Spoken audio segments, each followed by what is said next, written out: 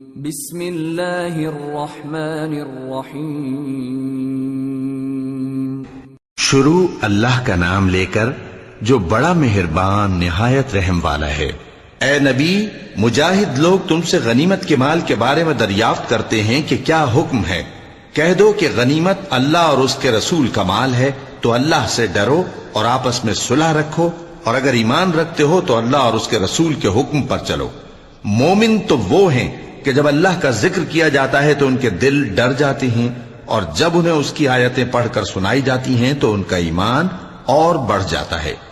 اور وہ اپنے پروردگار پر بھروسہ رکھتے ہیں، اور وہ جو نماز قائم کرتے ہیں اور جو مال ہم نے ان کو دیا ہے اس میں سے نیک کاموں میں خرچ کرتے ہیں، یہی سچے مومن ہیں، اور ان کے لیے ان کے پروردگار کے ہاں بڑے بڑے درجے ہیں اور بخشش اور عزت کی روزی ہے۔ ان لوگوں کو اپنے گھروں سے اسی طرح نکلنا چاہیے تھا جس طرح تمہارے پروردگار نے تم کو تدبیر کے ساتھ اپنے گھر سے نکالا، اور اس وقت مومنوں کی ایک جماعت ناخوش تھی۔ وہ لوگ حق بات میں اس کے ظاہر ہونے کے بعد تم سے جھگڑنے لگے، گویا موت کی طرف ہانکے جاتے ہیں اور اسے دیکھ رہے ہیں۔ اور اس وقت کو یاد کرو جب اللہ تم سے وعدہ کرتا تھا کہ ابو سفیان اور ابو جہل کے دو گروہوں میں سے ایک گروہ تمہارے لیے مغلوب ہو جائے گا، اور تم چاہتے تھے کہ جو قافلہ بے شان و شوکت یعنی بے ہتھیار ہے وہ تمہارے ہاتھ آ جائے، اور اللہ چاہتا تھا کہ اپنے فرمان سے حق کو قائم رکھے اور کافروں کی جڑ کاٹ دے، تاکہ سچ کو سچ اور جھوٹ کو جھوٹ کر دے، گو مشرک ناخوش ہی ہوں۔ جب تم لوگ اپنے پروردگار سے فریاد کرتے تھے تو اس نے تمہاری دعا قبول کر لی، اور فرمایا کہ تسلی رکھو، ہم 1000 فرشتوں سے جو ایک دوسرے کے پیچھے آتے جائیں گے تمہاری مدد کریں گے۔ اور اس مدد کو اللہ نے محض بشارت بنایا تھا کہ تمہارے دل اس سے اطمینان حاصل کرے، اور مدد تو اللہ ہی کی طرف سے ہے، بے شک اللہ غالب ہے، حکمت والا ہے۔ جب اس نے تمہاری تسکین کے لیے اپنی طرف سے تمہیں نیند کی چادر اڑھا دی اور تم پر آسمان سے پانی برسا دیا تاکہ تم کو اس سے نہلا کر پاک کر دے اور شیطانی نجاست کو تم سے دور کر دے، اور اس لیے بھی کہ تمہارے دلوں کو مضبوط کر دے اور اس سے تمہارے پاؤں جمائے رکھے۔ جب تمہارا پروردگار فرشتوں کو ارشاد فرماتا تھا کہ میں تمہارے ساتھ ہوں، تم مومنوں کو تسلی دو کہ ثابت قدم رہیں، میں ابھی کافروں کے دلوں میں رعب و ہیبت ڈالے دیتا ہوں، سو ان کی گردنیں اڑا دو اور ان کی پور پور توڑ دو۔ یہ سزا اس لیے دی گئی کہ انہوں نے اللہ اور اس کے رسول کی مخالفت کی، اور جو شخص اللہ اور اس کے رسول کی مخالفت کرتا ہے تو اللہ بھی سخت عذاب دینے والا ہے۔ یہ مزہ تو یہاں چکھو، اور یہ سمجھ لو کہ کافروں کے لیے آخرت میں دوزخ کا عذاب بھی تیار ہے۔ اے اہل ایمان، جب میدان جنگ میں کفار سے تمہارا مقابلہ ہو تو ان سے پیٹھ نہ پھیرنا، اور جو شخص جنگ کے روز اس صورت کے سوا کہ لڑائی کے لیے کنارے کنارے چلے یعنی حکمت عملی سے دشمن کو مارے یا اپنی فوج میں جا ملنا چاہے، ان سے پیٹ پھیرے گا تو سمجھو کہ وہ اللہ کے غضب میں گرفتار ہو گیا، اور اس کا ٹھکانہ دوزخ ہے، اور وہ بہت ہی بری جگہ ہے۔ پس تم لوگوں نے ان کفار کو قتل نہیں کیا بلکہ اللہ نے انہیں قتل کیا، اور اے نبی، جس وقت تم نے کنکریاں پھینکی تھیں تو وہ تم نے نہیں پھینکی تھی بلکہ اللہ نے پھینکی تھی۔ اس سے غرض یہ تھی کہ مومنوں کو اپنے احسانوں سے اچھی طرح آزما لے، بے شک اللہ سنتا ہے، جانتا ہے۔ ہوا بھی یوں ہی، اور کچھ شک نہیں کہ اللہ کافروں کی تدبیر کو کمزور کر دینے والا ہے۔ کافروں، اگر تم فیصلہ چاہتے ہو تو تمہارے پاس فیصلہ آ چکا، اگر تم اپنے افعال سے باز آ جاؤ تو تمہارے حق میں بہتر ہے، اور اگر پھر نافرمانی کرو گے تو ہم بھی پھر تمہیں عذاب کریں گے، اور تمہاری جماعت خواہ کتنی ہی بڑی ہو تمہارے کچھ بھی کام نہ آئے گی، اور اللہ تو مومنوں کے ساتھ ہے۔ اے ایمان والو، اللہ اور اس کے رسول کے حکم پر چلو اور اس سے روگردانی نہ کرو جبکہ تم سنتے بھی ہو، اور ان لوگوں جیسے نہ ہونا جو کہتے ہیں کہ ہم نے سن لیا مگر حقیقت میں نہیں سنتے۔ کچھ شک نہیں کہ اللہ کے نزدیک تمام جانداروں میں بدترین وہ بہرے گونگے لوگ ہیں جو عقل سے کام نہیں لیتے، اور اگر اللہ ان میں خیر کی طلب دیکھتا تو ان کو سننے کی توفیق بخشتا، اور اگر یوں ہی انہیں سنوا دیتا تو وہ منہ پھیر کر بھاگ جاتے۔ مومنوں، اللہ اور اس کے رسول کا حکم قبول کرو جبکہ رسول تمہیں ایسے کام کے لیے بلاتے ہیں جو تم کو زندگی جاوداں بخشتا ہے، اور جان رکھو کہ اللہ آدمی اور اس کے دل کے درمیان حائل ہو جاتا ہے، اور یہ بھی کہ تم سب اس کے روبرو جمع کیے جاؤ گے۔ اور اس فتنے سے ڈرو جو خصوصیت کے ساتھ انہی لوگوں پر واقع نہ ہوگا جو تم میں گناہگار ہیں، اور جان رکھو کہ اللہ سخت عذاب دینے والا ہے۔ اور اس وقت کو یاد کرو جب تم زمین مکہ میں قلیل اور ضعیف سمجھے جاتے تھے اور ڈرتے رہتے تھے کہ لوگ تمہیں اڑا نہ لے جائیں، یعنی ختم نہ کر دیں، تو اس نے تم کو جگہ دی اور اپنی مدد سے تم کو تقویت بخشی اور پاکیزہ چیزیں کھانے کو دیں تاکہ اس کا شکر کرو۔ اے ایمان والو، نہ تو اللہ اور رسول سے خیانت کرو اور نہ اپنی امانتوں میں خیانت کرو، اور تم ان باتوں کو جانتے ہو، اور جان رکھو کہ تمہارا مال اور اولاد بڑی آزمائش ہے، اور یہ کہ اللہ کے پاس نیکیوں کا بڑا ثواب ہے۔ مومنو، اگر تم اللہ سے ڈرو گے تو وہ تمہارے لیے حق و باطل کا فرق ظاہر کر دے گا اور تمہارے گناہ مٹا دے گا اور تمہیں بخش دے گا، اور اللہ بڑے فضل والا ہے۔ اور اس وقت کو یاد کرو جب کافر لوگ تمہارے بارے میں چال چل رہے تھے کہ تم کو قید کر دیں یا جان سے مار دیں یا وطن سے نکال دیں، تو ادھر تو وہ چال چل رہے تھے اور ادھر اللہ تدبیر کر رہا تھا، اور اللہ بہترین تدبیر کرنے والا ہے۔ اور جب ان کو ہماری آیتیں پڑھ کر سنائی جاتی ہیں تو کہتے ہیں یہ کلام ہم نے سن لیا ہے، اگر ہم چاہیں تو اسی طرح کا کلام ہم بھی کہہ دیں، اور یہ ہے ہی کیا، صرف اگلے لوگوں کی حکایتیں ہیں۔ اور جب انہوں نے کہا کہ اے اللہ، اگر یہ قرآن تیری طرف سے برحق ہے تو ہم پر آسمان سے پتھر برسا یا کوئی اور تکلیف دینے والا عذاب بھیج دے۔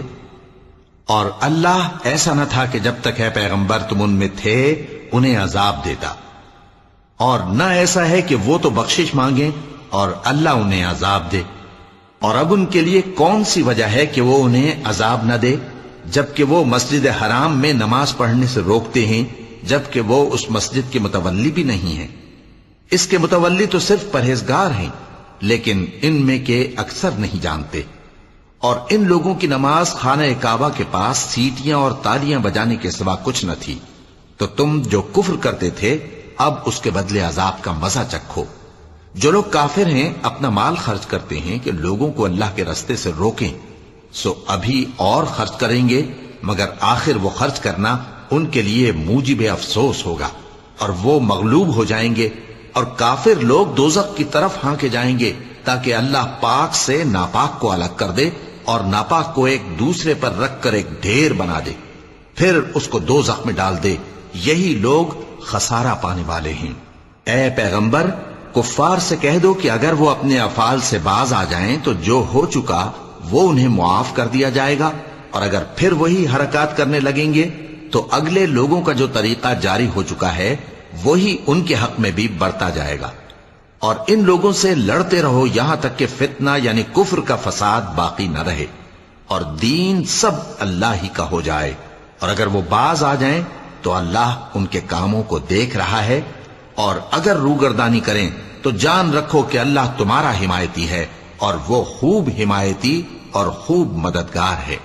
اور جان رکھو کہ جو مال غنیمت تم کفار سے حاصل کرو اس میں سے 5واں حصہ اللہ کا اور اس کے رسول کا اور اہل قرابت اور یتیموں کا اور محتاجوں کا اور مسافروں کا ہے۔ اگر تم اللہ پر اور اس نصرت پر ایمان رکھتے ہو جو حق و باطل میں فرق کرنے کے دن یعنی جنگ بدر میں جس دن دونوں فوجوں میں مٹ بھیڑ ہو گئی تھی، ہم نے اپنے محبوب بندے محمد صلی اللہ علیہ وآلہ وسلم پر نازل فرمائی، اور اللہ ہر چیز پر قادر ہے۔ جس وقت تم مدینے سے قریب کے ناکے پر تھے اور کافر دور کے ناکے پر، اور قافلہ تم سے نیچے اتر گیا تھا، اور اگر تم جنگ کے لیے آپس میں قرارداد کر لیتے تو وقت معین پر جمع ہونے میں تقدیم و تاخیر ہو جاتی، لیکن اللہ کو منظور تھا کہ جو کام ہو کر رہنے والا تھا اسے کر ہی ڈالے، تاکہ جو مرے بصیرت پر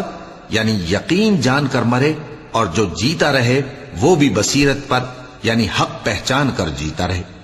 اور کچھ شک نہیں کہ اللہ سنتا ہے، جانتا ہے۔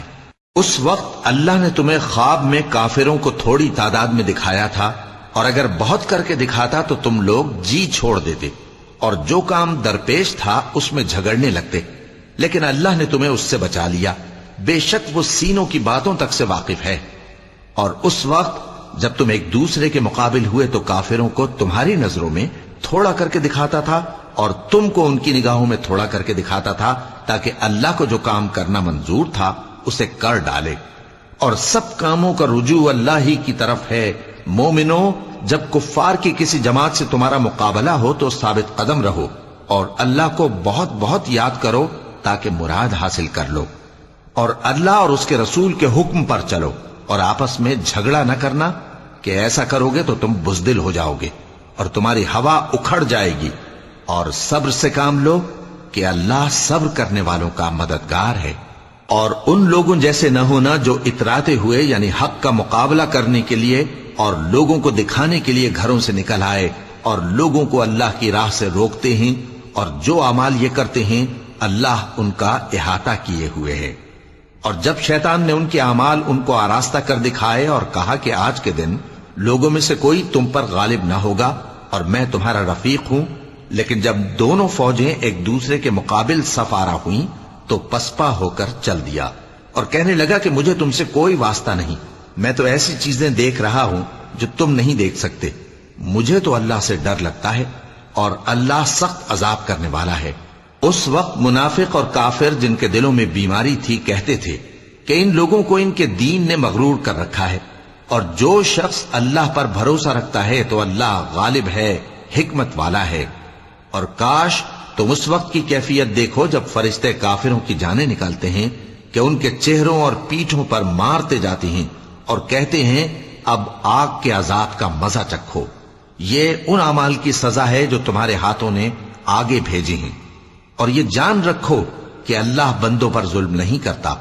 جیسا حال فرعونیوں اور ان سے پہلے لوگوں کا ہوا تھا ویسا ہی ان کا ہوا کہ انہوں نے اللہ کی آیتوں سے کفر کیا تو اللہ نے ان کے گناہوں کی سزا میں ان کو پکڑ لیا۔ بے شک اللہ زبردست ہے، سخت عذاب دینے والا ہے۔ یہ اس لیے کہ جو نعمت اللہ کسی قوم کو دیا کرتا ہے جب تک وہ خود اپنے دلوں کی حالت نہ بدل ڈالیں اللہ اسے نہیں بدلا کرتا، اور اس لیے کہ اللہ سنتا جانتا ہے۔